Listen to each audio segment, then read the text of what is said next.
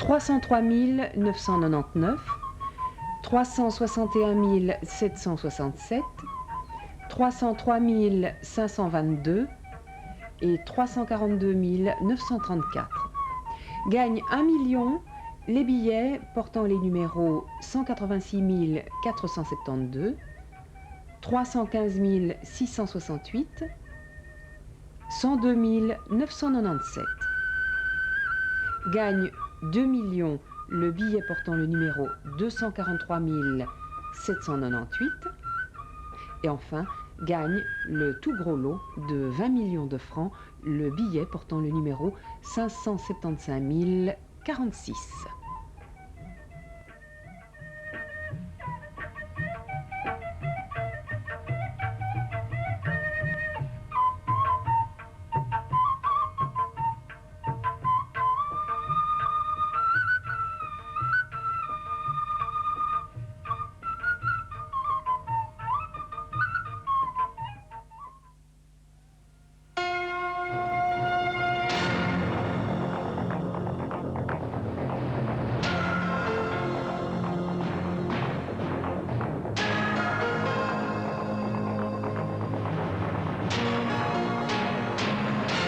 Des manifestations un peu partout dans le pays.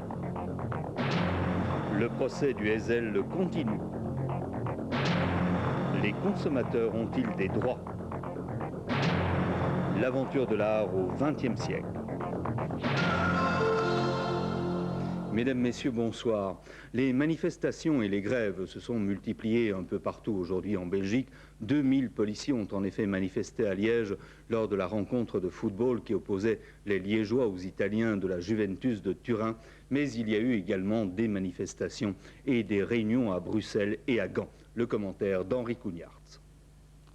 La vague de mécontentement social s'est encore renforcée aujourd'hui avec l'entrée en scène du Front commun syndical des services publics. La pluie n'a pas découragé les 3 à 5 000 fonctionnaires gantois qui ont donné cet après-midi le coup d'envoi des manifestations organisées par la CGSP et la CSC au niveau de chaque province. Des actions étalées jusqu'au 6 décembre. Une mobilisation des services publics qui culminera le 7 décembre prochain avec une manifestation nationale à Bruxelles. Les slogans qui revenaient le plus souvent dans la manifestation, 10% d'augmentation des salaires et plus d'emplois. Un brin d'humour aussi. Faut-il reconnaître Wilfried Martens sous la mitre de Saint-Nicolas, ou plutôt le voir en père Fouettard? La base, en tout cas, veut rappeler le gouvernement à l'ordre. Quelques heures auparavant, les états-majors des deux organisations syndicales ont voulu marquer le coup. La CSC et la CGSP ne peuvent admettre que le gouvernement refuse de conclure une convention collective améliorant le pouvoir d'achat des fonctionnaires sans négliger pour autant l'emploi.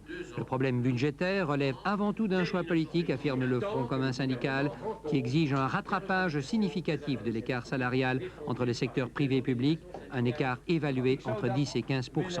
On a parlé d'une augmentation de 2 fois 2% pour les fonctionnaires. Évidemment, assez loin de l'écart qui existe entre les rémunérations privées et publiques. Mais moi, je ne peux pas dire pour l'instant quelle est la barre à laquelle nous nous arrêterons. Je crois que ça, c'est quelque chose que nous devrons évaluer le moment venu et que nous soumettrons à nos instances. Mais c'est clair que les propositions actuelles sont inacceptables. Et 2 fois 2%, ce serait trop peu? Je pourrais dire que 2 fois 2%, il y a 1 mois et demi, voire 2 mois, c'était peut-être acceptable. 2 fois 2% aujourd'hui, c'est devenu inacceptable. Et ça, c'est la faute du gouvernement. S'il avait pressé un peu les opérations, s'il avait accéléré la procédure, s'il avait suivi les organisations syndicales, on aurait vraisemblablement pu obtenir un accord sur cette base-là. Maintenant, ça n'est plus possible. Les syndicats attendent donc avec impatience une initiative du gouvernement. Elle est venue en fin d'après-midi. Une rencontre restreinte est prévue demain entre les superministres et les représentants des 3 organisations syndicales pour, dit-on, faire progresser les négociations de manière significative. Peut-être est-ce la fin d'un dialogue de sourds. Peut-être. L'actualité sociale toujours, la FN d'Herstal ne déposera pas son bilan, mais le plan de redressement de 1986 sera modifié. Il y aura à la FN une nouvelle et importante restructuration. Redressement également à Gechem, où le plan pour la période 88-91 prévoit des pertes d'emplois. Elles seront de l'ordre d'1 millier. Le procès du Hesel se poursuit. Il a commencé il y a plus d'1 mois. Toutes les personnalités citées directement par les parties civiles ont été entendues. Jusqu'à présent, Personne ne reconnaît sa responsabilité dans le drame qui s'est déroulé en 1985 dans le bloc Z du stade du Heysel. Christophe Devorsu fait le point à ce propos. L'accessoire à la mode cet automne au procès du Heysel est sans conteste le parapluie. Un parapluie qui sert à s'abriter de toute responsabilité et un parapluie qui tente de faire mouche quand il s'agit d'accuser les autres à sa place. Les premiers à adopter la tactique du parapluie furent les présumés hooligans. Nous n'avons participé à aucune charge, ont-ils tous dit en chœur au président. Nous avons tout au plus été entraînés par un flot humain. Les responsables de la catastrophe, ce sont surtout les Belges, déclarait-il dans les couloirs du palais de justice. Monsieur Rosens, secrétaire général de l'Union belge de football au moment des faits, ouvre lui aussi son parapluie. J'ai prévenu toutes les instances concernées des dangers de la rencontre, a-t-il dit, mais personne n'a voulu m'écouter. Le plus grand asséneur de coups de parapluie fut sans conteste le major Cancier, commandant des forces de gendarmerie le jour du match. Major Cancier, est-ce que la meilleure défense c'est l'attaque? Je n'ai absolument aucun commentaire à faire. Et pourtant, Cancier y va très fort. Il dément les propos d'Albert Rosens. Les organisateurs nous avaient mal décrit les risques que représentaient les supporters anglais, dit-il. Cancier attaque ensuite le capitaine Mailleux, son subordonné en charge du bloc Z. Un officier de gendarmerie, déclare-t-il en substance, devait être en mesure de réagir mieux que Mailleux ne l'a fait. En plus, poursuit le major, la ville de Bruxelles n'a pas fermé les débits de boissons autour du stade. Conséquence, selon lui, sur 60 000 spectateurs, 40 000 étaient ivres. Monsieur Bron a bien sûr tenté de défendre Bruxelles. Selon lui, la ville pouvait difficilement empêcher la vente d'alcool autour du stade. Pour le reste, le bourgmestre ouvre largement son pépin. Le stade du Heysel était en ordre avant la rencontre, selon lui, et tous les policiers disponibles étaient sur place. D'ailleurs, un envoyé spécial de la police était revenu de Liverpool avec des nouvelles rassurantes sur les supporters du club local. Bref, si toutes les personnes citées à la barre entraient dans un organigramme, cela pourrait donner ceci. On peut dès lors se demander si Dame Justice y verra clair dans cette forêt de parapluies. Ce sera en tout cas très difficile. En effet, il apparaît au fil des audiences que le drame est le résultat d'une multitude de petits faits qui s'enchevêtrent. Tout a commencé par la vente des tickets du bloc Z. Ces tickets étaient destinés à des spectateurs belges. Par une succession d'erreurs et de hasards, ils sont arrivés dans les mains d'Italiens. Ah, mais moi, pour la famille, on est à 10, je veux 10 places, absolument. Deuxième erreur, des boissons alcoolisées à volonté étaient disponibles tout autour du stade. Et la bière belge est bien plus forte que la bière anglaise. Troisième faute, les supporters italiens du bloc Z et les Anglais n'étaient séparés que par une simple clôture et quelques gendarmes. Pourtant, l'ordre initial prévoyait que 40 hommes devaient être placés à cet endroit. Ensuite, bien sûr, il y a eu la charge des Anglais.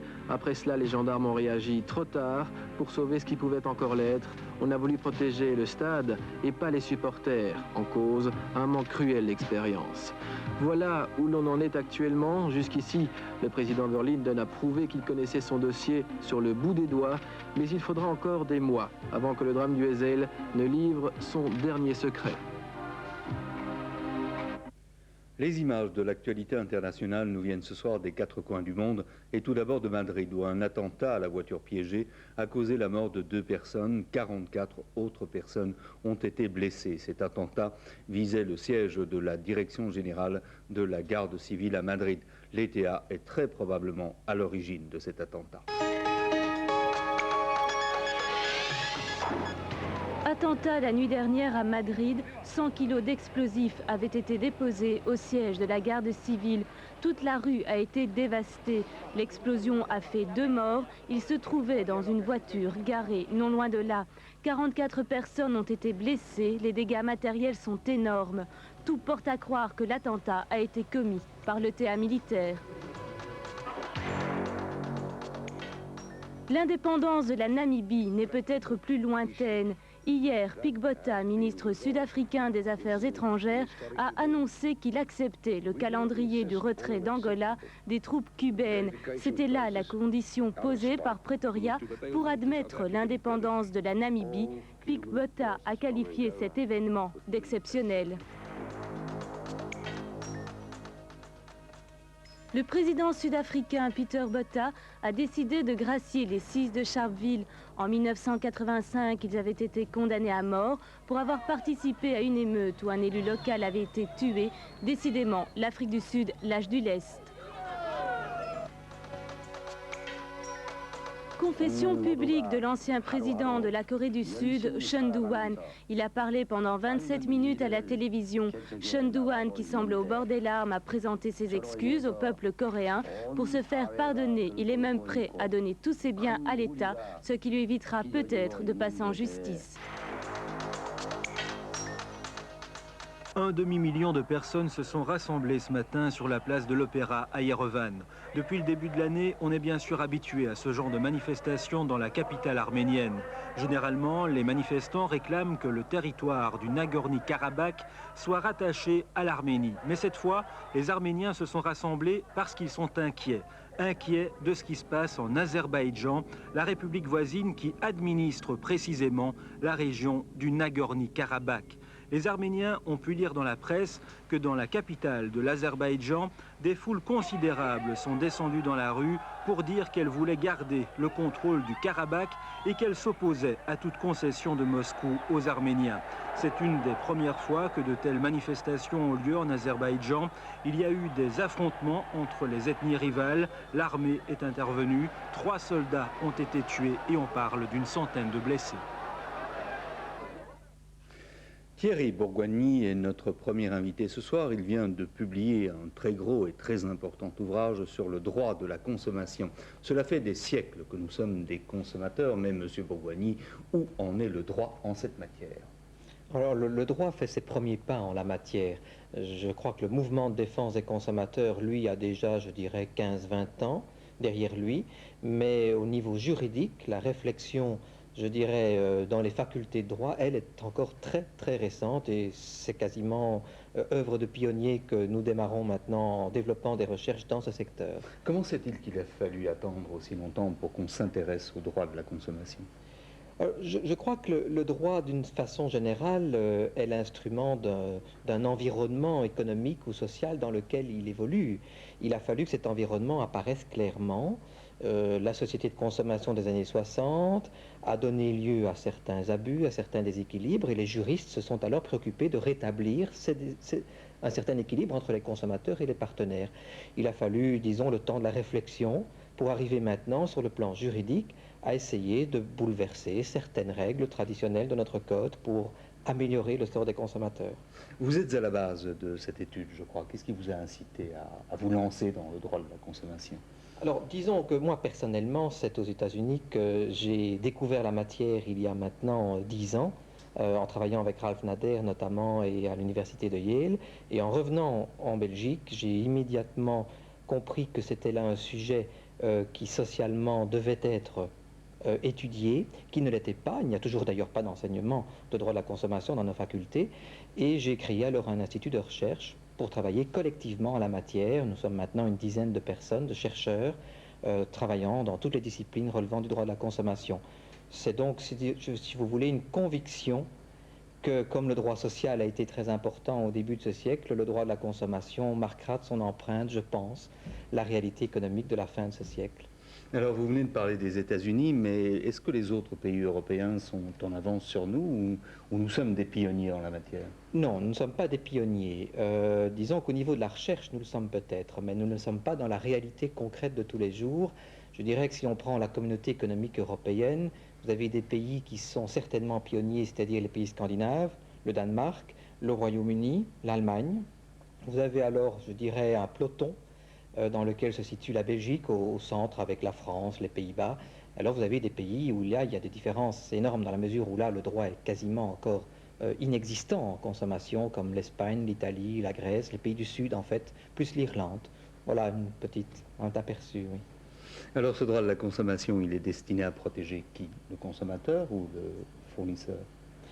Il n'est pas neutre, je dirais. Je ne crois d'ailleurs pas que le droit est un instrument neutre. Il est destiné à améliorer, à rétablir un équilibre entre le consommateur et le producteur. Partant de l'hypothèse qui est la mienne, mais qui est étayée dans l'ouvrage, qu'il existe des déséquilibres. qu'il n'y a pas actuellement de compétences suffisantes dans le chef du consommateur pour négocier un contrat, que la publicité est trop agressive, qu'il n'y a pas d'accès aux tribunaux. Il y a toute une série, ce que j'appelle des imperfections du marché qui font que le marché ne fonctionne pas. Et qu'il y a donc socialement et économiquement de bonnes raisons de donner aux consommateurs de nouveaux instruments juridiques que le droit ne lui procure pas actuellement non plus pour mieux se défendre, pour mieux négocier, pour mieux être informé sur le marché. Alors non seulement vous avez publié ce droit de la consommation, mais il y a aussi apparemment chaque année l'année de la consommation. Alors, de quoi traitez-vous précisément dans cette année-là? Alors l'année de la consommation, c'est une autre optique.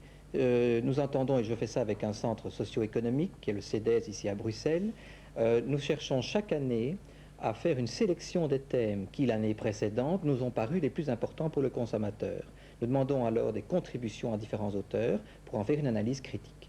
Cela peut traiter, comme dans l'année 87, de l'environnement, de la publicité dans l'audiovisuel, de l'élimination des déchets toxiques, du marché intérieur européen. Il y a donc une panoplie de thèmes qui nous paraissent avoir marqué une année, et nous en faisons une sorte de synthèse, plus alors à des buts éducatifs. Ça n'a pas du tout l'aspect théorique de l'ouvrage dont vous avez parlé, c'est plus destiné à des éducateurs, à des centres sociaux, à des centres économiques ou à des décideurs politiques, pour leur donner une autre lecture des événements socio-économiques de l'année en question. Et chaque année, nous publierons cela. Nous le ferons début 89 pour l'année 88. Avec ces ouvrages, vous vous êtes lancé dans une longue étude ou un long combat pour la consommation? Les deux. Je crois que l'un ne va pas sans l'autre. Je n'imagine, mais c'est vrai que j'ai une conception de l'enseignement et de la recherche qui est une conception, disons, active. Je suis heureux par la diffusion d'ouvrages ou de collections, de publications, bien sûr, d'influencer l'évolution et les décisions qui se prennent en la matière. Mais je crois qu'effectivement, ce sera long. Oui, ce sera long parce que les susceptibilités sont encore très fortes. C'est encore une matière qui est perçue de façon très conflictuelle. Je crois qu'il faut passer cette étape et arriver alors à une négociation, à une étape où le droit acceptera d'intégrer dans ces catégories très traditionnelles de notre code civil ou de notre code commercial des idées qui, pour l'instant, bouleversent fortement les choses. Il ne faut pas se le cacher. Eh bien, je vous remercie et je suppose qu'on aura l'occasion de vous recevoir encore sur notre plateau de JT Dernière. De la consommation, nous passons à l'art avec notre deuxième invité, Jean-Louis Ferrier, qui est parti à la recherche de l'aventure de l'art au XXe siècle. Une première question, monsieur Ferrier. Est-ce qu'en matière d'art, il y a beaucoup de consommation? Ah, bien sûr, surtout dans la fin de ce siècle. Et nous avons par exemple une partie de notre livre qui parle du marché de l'art. Et quand on voit la manière dont les prix de l'art ont évolué depuis le début du siècle, c'est absolument fabuleux. Imaginez que, par exemple, vers 1905, Matisse vend un de ses premiers tableaux chez Bertweil, 150 francs. Et il est très heureux de vendre ce tableau 150 francs.